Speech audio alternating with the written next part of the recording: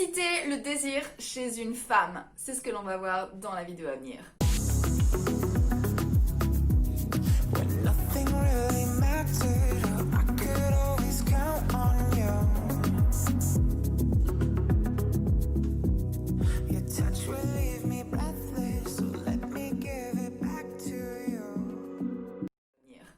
Salut mes petits bichons, j'espère qu'aujourd'hui ça va. Des fois vous êtes mes petits chats, des fois vous êtes mes petits bichons, des fois vous êtes mes petites mandibule, je sais pas, je vous aime bien, c'est tout ce que je sais. Donc dans la vidéo d'aujourd'hui, je vais vous expliquer comment susciter le désir chez une femme. Ouais, est-ce que c'est important? Parce que c'est marrant parce que des fois il y a des mecs, ils sont très beaux physiquement, ils sont canons, il n'y a rien qui dépasse. Ma meilleure amie, on appelle ça des beautés froides. Vraiment tout y est, hein. Mâchoire carrée, épaules carrées, beau visage, teint parfait, petite coupe qui va bien, cheveux bien mis, petit trait avec la petite mèche qui va bien. Tout y est, les yeux bleus, océan, la bouche pulpeuse, tout y est. Mais alors, ils ont l'aura sexuelle d'une casserole trop cuite, clairement.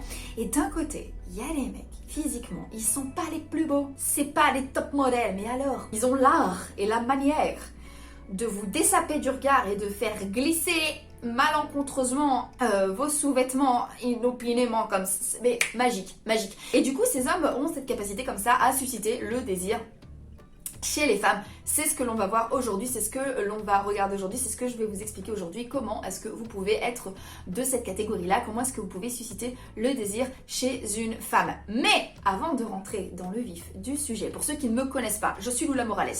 Je travaille dans le milieu du coaching depuis déjà 9 ans et je suis là pour accompagner les hommes pour monter en charisme et en attractivité. Et pour ce faire, j'ai mis en place un nouveau programme de coaching sur 3 mois et justement je recrute mes nouveaux élèves pour janvier. Je n'ai que 10 places parce que je ne peux pas m'occuper de plus d'une dizaine de personnes à la fois parce que c'est un programme qui nécessite de ma part que je mette beaucoup d'énergie. Et en fait, qu'est-ce qui se passe durant ce coaching? Tout d'abord, on est là pour vous aider à péter vos croyances limitantes et à sortir de votre timidité. Ensuite, on est là pour vous faire monter en calibre. Je le dis tout le temps, c'est super important de monter en valeur et de monter en calibre. Et d'ailleurs, je vais beaucoup poster de vidéos sur justement la montée en calibre. Et j'ai posté plein de vidéos sur la montée en calibre. Je pense que je vais faire une playlist montée en calibre justement où je vais expliquer un petit peu plus ce que j'entends par là.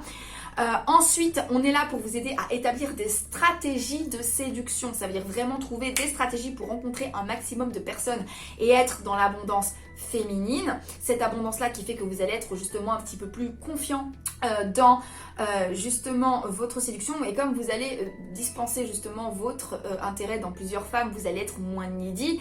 Et enfin, je vais vous expliquer les rouages de la séduction et les techniques de séduction qui fonctionnent. Et ça, c'est la 4e étape du programme de coaching qui se fait sur 3 mois. Et si ça vous intéresse, vous pouvez cliquer sur le lien qui figure en barre d'infos ou en commentaire épinglé.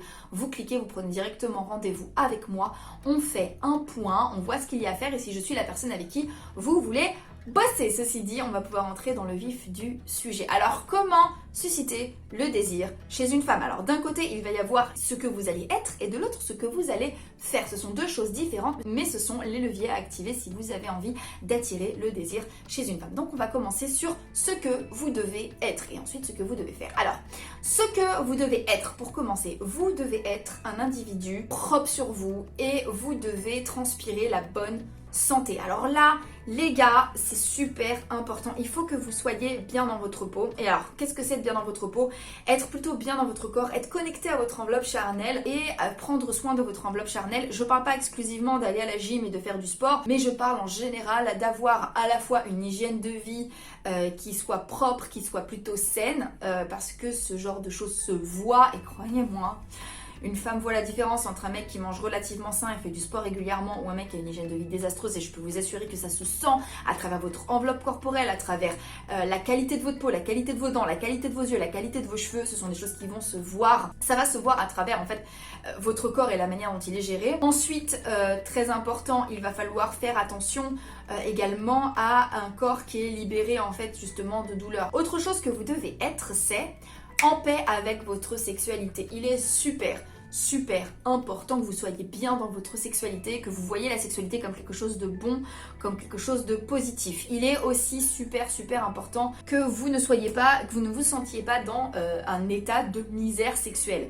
C'est beaucoup plus facile à dire qu'à faire, vous y conviendrez, mais il est important que vous voyez la sexualité comme quelque chose dont vous n'êtes pas victime, que vous ne soyez pas victime de votre désir sexuel, que vous ne soyez pas en conflit avec votre désir sexuel, que vous ne soyez pas dans une situation où vous êtes énervé en fait après votre condition d'individu sexué. Ça peut venir du fait que justement vous n'ayez pas fait l'amour depuis longtemps et que du coup vous ayez cette sensation comme ça justement de désespoir sur le plan physiologique. Oh les gars, s'il vous plaît, on peut tous se calmer sur le plan. On a tous la possibilité physiologique de se calmer, si vous voyez ce que je veux dire. Donc, utilisez ce genre de moyens, ok? Calmez-vous. Autre chose aussi, vous pouvez avoir un rapport comme ça, conflictuel avec la sexualité, ça peut venir notamment de votre éducation. On peut vous avoir appris que la sexualité c'était quelque chose de mal, que la sexualité était quelque chose de tabou, que la sexualité était un truc qui entrait par exemple en contradiction avec le respect. Je sais qu'il y a beaucoup d'hommes qui ont du mal à respecter une femme pour qui ils éprouvent du désir, et ça se voit, et ça se sent, et c'est terrible. Enfin, autre chose que vous devez être, c'est